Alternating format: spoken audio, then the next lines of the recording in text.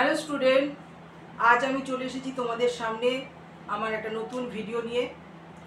ICSE board সিলেবাসের কবিতা পোর্শনের একটি কবিতা, Michael Madhusudan Dutta রচিত বঙ্গভূমির প্রতি। তবে কবিতায় আলোচনা করার আগে আমি কবি নিয়ে কবি সম্পর্কে আমি দু চার কথা বলবো।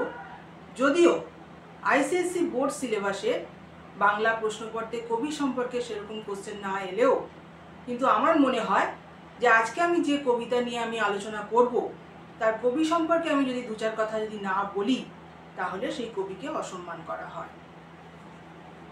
ঊনবিংশ শতাব্দীর বিশিষ্ট বাঙালি কবি ও নাট্যকার হলেন মাইকেল মধুসূদন দত্ত। বাংলা ভাষা ও সাহিত্যের ইতিহাসে তাকে এক উজ্জ্বল জ্যোতিষ্ক বলা যেতে পারে।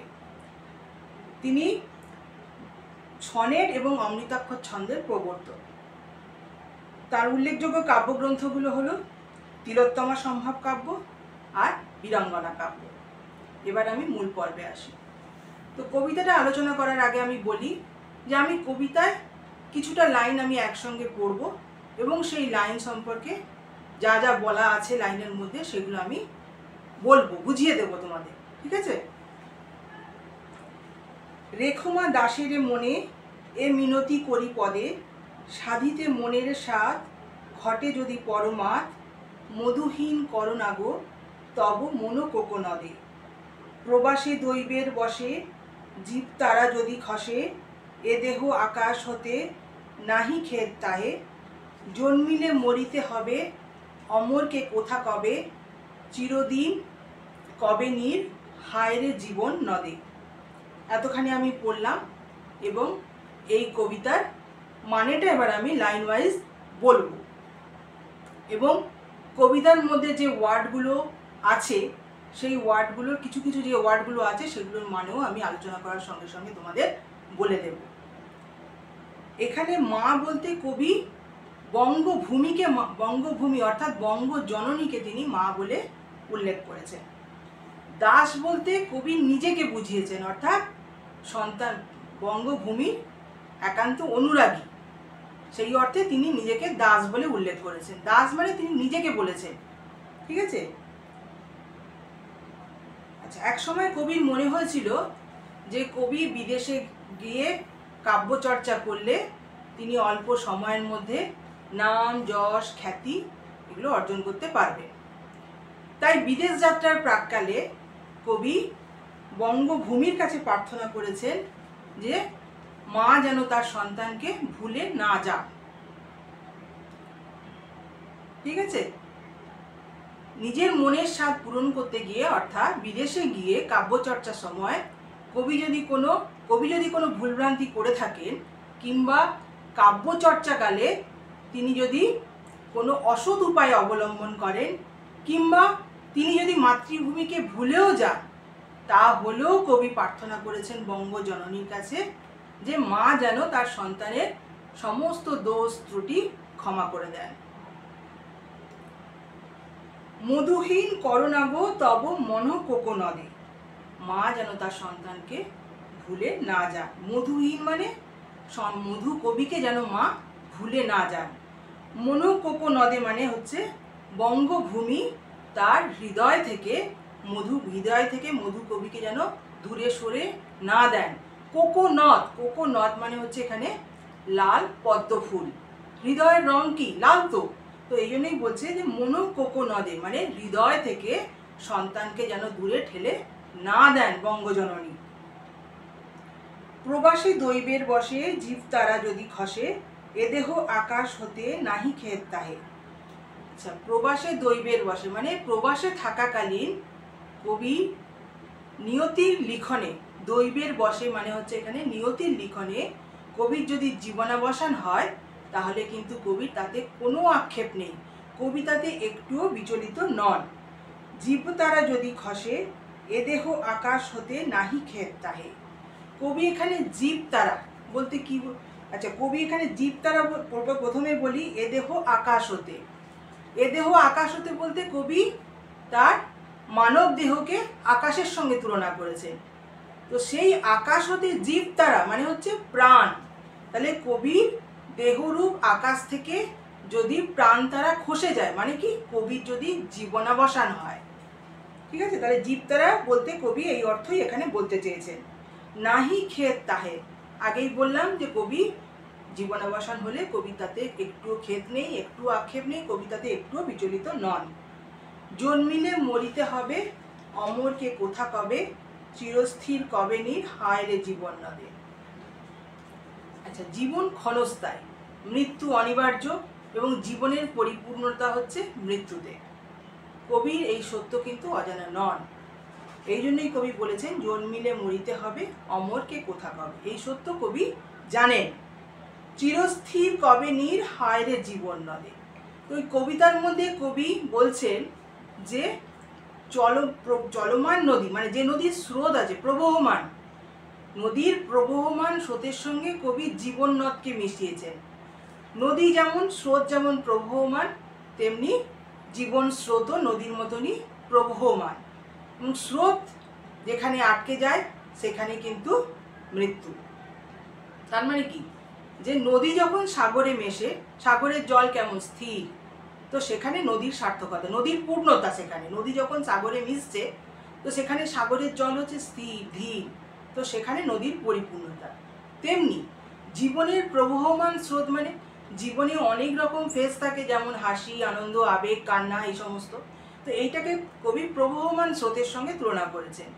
তো এই সমস্ত গুলো কাটিয়ে জীবন যখন মৃত্যু লাভ করে, তো কবি বলেছেন সেই মৃত্যুর মধ্য দিয়েই জীবনের পরিপূর্ণতা। তো স্রোত কখনো এক জায়গায় থেমে থাকে না, স্রোত হচ্ছে প্রবহমান। তাই নদীর স্রোতের সঙ্গে কবি এখানে জীবন নদের তুলনা করেছেন, ঠিক আছে। তারপর কবি কি বলছেন, কিন্তু যদি রাখো মনে, নাহিমা ডরি সমনে। এখানে সমন বলতে মৃত্যুর দেবতা, মানে মৃত্যুর দেবতা আমরা বলতে কাকে বুঝি, যমকে। কিন্তু যদি রাখো মনে, নাহিমা ডরি সমনে। ডরি মানে কি, ভয়। যে কবি বলছেন যে বঙ্গ জননী তার সমস্ত দোষ ত্রুটি মার্জনা করে তাকে যদি মনে রাখেন, তার হৃদয় মন্দিরে তাকে যদি জায়গা দেন, তাকে যদি দূরে ঠেলে না দেন, তাহলে মৃত্যুর পরেও কবির একটাই সান্ত্বনা, যে বঙ্গ জননীর কাছে তিনি, বঙ্গভূমি অর্থাৎ বঙ্গবাসীর হৃদয় মননে তিনি চিরস্মরণীয় হয়ে থাকবেন। এটাই কবির সান্ত্বনা বলা যেতে পারে। এই জন্য তিনি বারংবার কবিতার প্রথম থেকে শেষ অবধি বারংবার বঙ্গজননীর কাছে প্রার্থনা করে গেছেন যে বঙ্গজননী তাকে যেন চিরদিন মনে রাখেন, তার হৃদয় মন্দির থেকে মধু কবিকে যেন দূরে ঠেলে না দেন। এর পরের লাইনে আসছি, মক্ষিকাও বলে না গো পড়িলে অমৃত হদে, সেই ধন্য নরকুলে লোকে যারে নাহি ভুলে, মনের মন্দিরে সদা সেবে সর্বজন, কিন্তু কোন গুণ আছে যাচিব যে তব কাছে, হেন অমরতা আমি কহব শ্যামা জন্মদি। প্রথমেই বললাম যে জীবনের পরিণতি মৃত্যুতে, একথা কবির অজানা নয়। কবি সেজন্যই কবিতায় লিখেছেন, আগের আলোচনাতে আমি যেটা বললাম যে জন্মিলে মরিতে হবে, অমরকে কোথা কবে। তো সেই প্রসঙ্গ টেনেই কবি বলছেন যে মৃত্যুর পর মানব শরীর পঞ্চভূতে বিলীন হয়ে গেলেও কিন্তু এমন কিছু মানুষ আছেন যারা তাদের অমর কীর্তির মধ্য দিয়ে মানব শরীর, মানব মন্দিরে, মানব মনের মনোমন্দিরে নিজেদের জায়গা করে নিয়েছে। সুতরাং তারা মৃত্যুর পরেও মানুষের মননে তারা চিরস্মরণীয়, চিরভাস্বর এবং চির অম্লান। কবি সেই জন্যই, কবি সেই কারণেই বঙ্গজননীর কাছে বলছেন যে তার উপর সেই কৃপাদৃষ্টি করতে, যাতে তিনি তার অমর কীর্তির দ্বারা, মানে অমর কাব্যকীর্তির দ্বারা তিনি দেশবাসী হৃদয় মননে চিরস্মরণীয় হয়ে থাকতে পারবেন, যাতে বঙ্গজননী তাকে এমন বরদান করেন। তিনি বঙ্গজননীর কাছে এমন বরদান কবিতার প্রথম থেকে শেষ পর্যন্ত তিনি প্রার্থনা করে গেছেন, বারংবার তিনি প্রার্থনা করেছেন বঙ্গজননীর কাছে। আচ্ছা, এরপর কবি এখানে একটা ওয়ার্ড আছে শ্যামা জন্মদে। শ্যামা বলতে এখানে শ্যামলা যে বঙ্গভূমিকে কবি বলেছে, আর জন্মদে মানে জন্মভূমি। জন্মভূমি মানে এখানে বঙ্গভূমির কথা কবি বলেছেন, আর বঙ্গভূমিকে কবি এখানে মা বলে উল্লেখ করেছেন। ঠিক আছে, তাহলে শ্যামা জন্মদে মানে হচ্ছে শ্যামলা বঙ্গভূমি। তবে যদি দয়া করো ভুল দোষ গুণ ধরো, অমর করিয়া বর দেহ দাসে সুবরদে। কবি আবার বলছেন যে তার যদি কোনো ভুলভ্রান্তি হয়ে থাকে, মা হিসেবে সন্তানকে তিনি যেন ক্ষমা করে দেন এবং তাকে তিনি যেন কৃপাদৃষ্টি দান করেন এবং তার কৃপাদৃষ্টিতে কবি তার অমর কাব্যকীর্তির পুরস্কার স্বরূপ অমরত্ব লাভ করতে পারবেন। অমর করিয়া বর দেহ দাসে। দাস বলতে আমি আগের আলোচনাতে আমি বললাম, দাস বলতে কবি নিজেকে বুঝিয়েছেন। সুবরদে, সুবরদে মানে হচ্ছে যিনি বরদান করেন। তো এখানে কবিতার প্রথম থেকে শেষ অবধি বঙ্গজননী কাছেই তিনি বরদান চেয়েছেন। তাহলে এখানে সুবরদে বলতে বঙ্গজননীকে বোঝানো হয়েছে। ফুটি যেন স্মৃতি জলে মানসে মা যথা ফলে, মধুময় তামরস কি বসন্তে কি শরতে। আচ্ছা, মানস সরোবর, কবিতার মধ্যে কবি মানস সরোবরের কথা উল্লেখ করেছেন। তো এই মানস সরোবর তিব্বতে আছে মানস সরোবর। তো সেখানে পদ্ম ফুল সারা বছরই ফোটে। তো কবি বঙ্গবাসীর হৃদয় মননে সেই পদ্ম ফুলের মতন সর্ব ঋতুতে বিরাজ করার প্রার্থনা করেছেন মায়ের কাছে, মানে বঙ্গজননীর কাছে।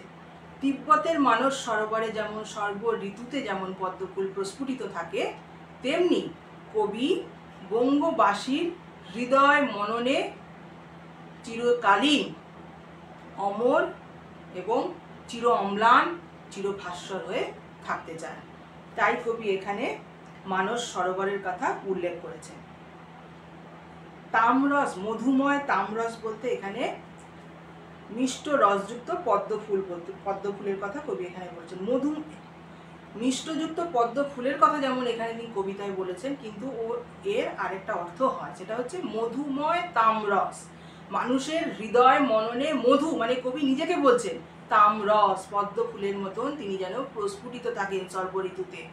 মানস সরোবরে যেমন সর্ব ঋতুতে পদ্ম ফুল প্রস্ফুটিত থাকে, তেমনি চিরদিনের জন্য মানুষের মনোমন্দিরে সেই মানস সরোবরের পদ্ম ফুলের মতনই কবি যেন চির অম্লান চিরভাস্বর হয়ে থাকতে পারে। এটা হচ্ছে এই কবিতার প্রতিটা লাইন ওয়াইজ মানে। বোঝা গেল? এবার আমি আসব সারাংশে। তার মানে কি, এই মানেটা আমি এবার সাজিয়ে গুছিয়ে আমি সারসংক্ষেপ তৈরি করেছি। এবার সেটা আমি তোমাদের সামনে বলবো, তোমরা সেটা কিন্তু মন দিয়ে শোনো। আমি আগের ভিডিওতে বারবার ধরে বলেছি যে কবিতার যে কোনো লাইন থেকে কোশ্চেন দিক না কেন, তোমরা যদি সারসংক্ষেপ ভালো করে পড়ো, তাহলে সেই সারসংক্ষেপকে সামনে রেখে তোমরা যে কোনো প্রশ্নের উত্তর দিতে পারবে। তাহলে আসি এবার সারসংক্ষেপ আলোচনায়।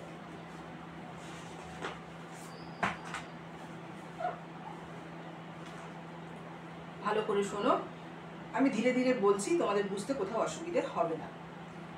বঙ্গভূমির প্রতি কবিতায় কবি মাইকেল মধুসূদন দত্ত বঙ্গজননীকে মা বলে সম্বোধন করেছেন। বিদেশ যাত্রার প্রাক্কালে বঙ্গজননীর কাছে যশোভিলাষী কবির প্রার্থনা, মা যেন তার সন্তানকে ভুলে না যান, যেন তাকে আপন হৃদয় চিরভাস্বর করে রাখেন। দেশবাসীর মনোমন্দিরে তিনি যেন চিরস্মরণীয় হয়ে থাকেন। সুদূর প্রবাসে মনের বাসনা চরিতার্থ করতে গিয়ে যদি কোনো ভুলভ্রান্তি ঘটে, কাব্য অনুশীলনে বুদ্ধি বিভ্রমের ফলে যদি কবি ভ্রান্ত পথ অনুসরণ করেন, কবি যদি জন্মভূমিকে ভুলেও যান, তবে বঙ্গজননী সন্তানের এরূপ আচরণে ক্ষুব্ধ হয়ে মনোকোকোনদকে মধুহীন না করেন, অর্থাৎ মধু কবিকে যাতে ভুলে না যান। আসলে কবি মধুসূদন দত্ত বঙ্গজননীর কাছে যশোপ্রার্থী মানে যশ প্রার্থনা করেছেন। কবি জানেন মাতৃভূমির কৃপা ছাড়া কাব্য জীবনে ও ব্যবহারিক জীবনে প্রতিষ্ঠা লাভ সম্ভব নয়। তো আমি কবিতা আলোচনা করতে গিয়ে যে কথাগুলোই আমি বললাম সেটাই আমি সারাংশতে সেটা সাজিয়ে গুছিয়ে লিখেছি। তোমরা যদি মন দিয়ে আলোচনাটা শোনো তাহলে কিন্তু বুঝতে পারবে। আচ্ছা, এরপর কি, জীবন ক্ষণস্থায়ী, জীবন নদ অনেকটা নদীর প্রবহমান স্রোতের মতন। প্রকৃতির স্বাভাবিক নিয়মে মৃত্যু অনিবার্য, এই সত্য কবির অজানা নয়।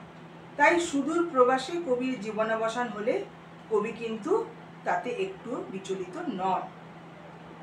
মৃত্যুর পর মানব শরীর পঞ্চভূতে বিলীন হয়ে গেলেও যেসব মানুষ আপন কৃতকর্মের মাধ্যমে মানব হৃদয়ে নিজেদের স্থান করে নিতে পারেন তারা চিরভাস্বর। মানুষের মনোমন্দিরে তারা নিত্য পূজিত, নিত্য বন্দিত।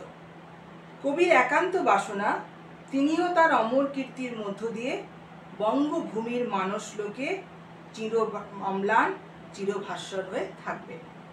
কবি জানেন দেবতার দয়ায় সাধারণ মাছি অমৃত হ্রদে পড়ে যেমন অমরত্ব লাভ করতে পারে, তেমনি বঙ্গজননীর দয়া পেলে কবি আপন কবি কীর্তির পুরস্কার স্বরূপ অমরত্ব থেকে বঞ্চিত হবেন না। মানস সরোবরে যেমন সব ঋতুতেই পদ্মফুল ফোটে, ঠিক সেভাবেই মানুষের হৃদমাঝারে কবি চিরস্মরণীয় হয়ে থাকবেন। বোঝা গেল? তাহলে আমি কবিতার লাইন ওয়াইজ যে সমস্ত কথাগুলো বললাম সারসংক্ষেপে কিন্তু সেই কথাগুলোই লেখা আছে, একটু সাজিয়ে দিচ্ছি। আবার আমি তোমাদেরকে বলি যে কবিতাটা ভালোভাবে পড়ো, সারসংক্ষেপটা ভালোভাবে পড়ো, সেটা মাথার মধ্যে ঢুকিয়ে নাও। সারসংক্ষেপ যদি মাথার মধ্যে ঠিকভাবে রাখা থাকে তাহলে কিন্তু সারসংক্ষেপকে সামনে রেখে কবিতার যে কোনো লাইন থেকে কোশ্চেন এলে সেই লাইনের উত্তর দেওয়া সম্ভব। তাহলে আজকে এই পর্যন্তই। আমি নেক্সট ভিডিওতে এই কবিতার উপর যে সমস্ত কোশ্চেন হতে পারে তার উত্তর আমি আলোচনা করব, উত্তর লেখার ধরনও আমি আলোচনা করব, এবং উত্তর লিখতে গিয়ে তোমরা যে যে ভুলভ্রান্তিগুলো করো সেগুলো আমি তোমাদেরকে বলে দেব, এবং কিভাবে উত্তর লিখতে হয় সেই সম্পর্কেও আমি তোমাদের বলবো।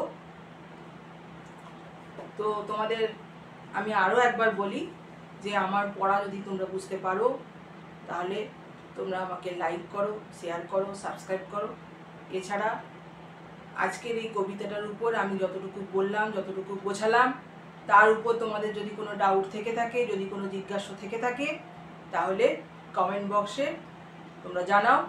এছাড়া এই ভিডিওর ডেসক্রিপশন বক্সে একটা ইমেল অ্যাকাউন্ট দেওয়া আছে, সেখানে তোমরা এসে জানাতে পারো, তবে আমি প্রত্যেকটা প্রশ্নের উত্তর আমি দেব। তাহলে আজকে এই পর্যন্তই, পরবর্তী ভিডিওতে আবার দেখা হচ্ছে।